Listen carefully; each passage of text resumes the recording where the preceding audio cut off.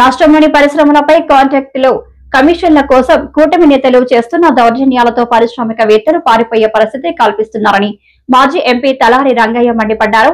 తాడేపల్లి వైఎస్ఆర్సీపీ కేంద్ర కార్యాలయంలో మీడియాతో మాట్లాడుతూ తీసుకోవచ్చు, ఇలా వెళ్ళి తీసుకోవచ్చు, ఇలా అడిగి తీసుకోవచ్చు, ఇలా అడిగి లేదా ఇలా తీసుకోవచ్చు. నేనేం చెప్తున్నానంటే జగనన్న ఇచ్చిన పథకాలన్నీ కూడా, ముఖ్యంగా బటన్ నొక్కి ఇచ్చిన పథకాలన్నీ కూడా వాళ్ళ అకౌంట్లోకి వెళ్ళాయి కాబట్టి అకౌంట్లలో నుంచి ఇలా తీసుకున్నారు. ఇట్లా కార్డు పెట్టో లేదా బ్యాంకుల అకౌంట్లలో నుంచి ఇలా తీసుకున్నారు. వాళ్ళ చేయి పైన ఉంది, పేదలు తీసుకునే వాళ్ళ చేయి పైన ఉంది. చంద్రబాబు నాయుడు ఇస్తున్నది, ఉదాహరణకు 1వ తేదీ ఇస్తాడు పెన్షన్లు ఇస్తే పెన్షన్లు క్యాష్ డిస్ట్రిబ్యూట్ చేస్తుంటే ప్రజలది పేదలది ఏదైతే ఉందో చెయ్యి కింద ఉంది, ఇలా అడగాల్సి వస్తుంది. ప్రభుత్వం సొమ్మును జగనన్న ధైర్యంగా మళ్ళీ ఎవరు లేకుండా, అంటే మధ్యవర్తులు లేకుండా, లంచాలు లేకుండా, ఇంకొక ఆయన గొప్పగా చెప్పిన మాట ఏంటంటే, నా పార్టీకి ఓటు వేయని వాళ్ళకు కూడా పథకాలు ఇవ్వండి, వాళ్ళకి అర్హత ఒక్కటే చూడండి అని చెప్పాడు. దేశం మొత్తం మీద కెమెరా ముందు అంత ధైర్యంగా నిస్సిగ్గుగా చెప్పిన వ్యక్తి చంద్రబాబు నాయుడు ఏం చెప్పాడంటే, కేవలం ప్రభుత్వ పథకాలని తెలుగుదేశం పార్టీ వాళ్ళకే ఇవ్వండి, వైసీపీ వాళ్ళకి ఇవ్వద్దు అని చెప్పిన వ్యక్తి చంద్రబాబు నాయుడు గారు. ఇప్పుడు ఫీ4 ఎలా ఉంటుందంటే, సాధ్యమైనంత వరకు సిఎస్ఆర్కి సంబంధించిన పథకాలు ఉంటాయి, లేదా ఎవరో పెద్దలు ఇచ్చేటివి ఉంటాయి. మామూలు కూడా ఈ P4 అని లేకపోయినా కూడా వాళ్ళు ఫిలాంథ్రపిస్టులు అయితే వాళ్ళు చేసేటివి చేస్తూనే ఉంటారు. సిఎస్ఆర్ అంటే కార్పొరేట్ సోషల్ రెస్పాన్సిబిలిటీకి సంబంధించి సామాజిక బాధ్యత, కంపెనీ యాక్ట్ ప్రకారం, మినిస్ట్రీ ఆఫ్ కార్పొరేట్ అఫైర్స్ ప్రకారం, అండర్ సెక్షన్ 135 ప్రకారం ఖచ్చితంగా 2% ఫండ్స్ని సామాజిక బాధ్యత కింద, సోషల్ రెస్పాన్సిబిలిటీ కింద ఇవ్వాల్సిందే, కార్పొరేట్ సోషల్ సామాజిక బాధ్యత కింద ఇవ్వాల్సిందే. ఖచ్చితంగా అది మ్యాండేటెడ్ రిక్వైర్మెంట్ ఉన్నదాన్ని వీళ్ళు మారుస్తూ ఉన్నారు.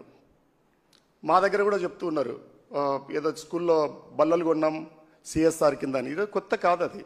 అది ఎలా ఉంటుందంటే, సిఎస్ఆర్ కింద ఎవరన్నా రికమెండ్ చేసి ఇస్తే అది సత్రం భోజనానికి సత్యనారాయణ రికమెండ్ చేసినట్టు ఉంటుంది.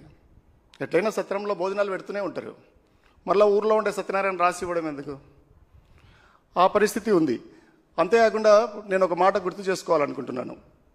1985లో ప్రధానమంత్రి రాజీవ్ గారు కొత్తగా ప్రధానమంత్రి అయిన రోజుల్లో ఒరిస్సా కలహండకి వెళ్ళారు.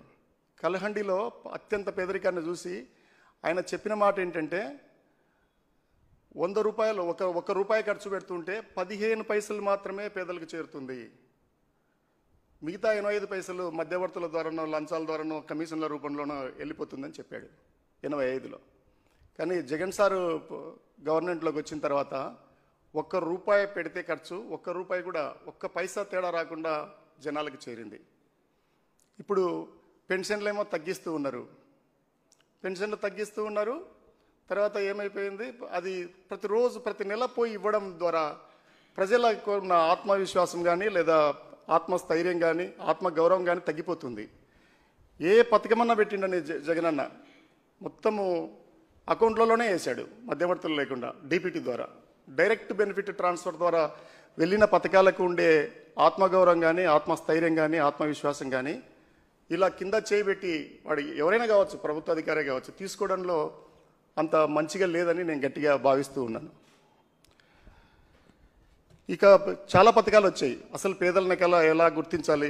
ఈ సామాజిక దాంట్లో కూడా పిఐపి అని ఉండింది, పావర్టీ ఐడెంటిఫికేషన్ ఆఫ్ పూర్ అని, ఎలా పేదల్ని గుర్తించాలి. అలాగే పిఆర్ఏ ఉండింది, పావర్టీ రూరల్ అప్రైజల్ అని.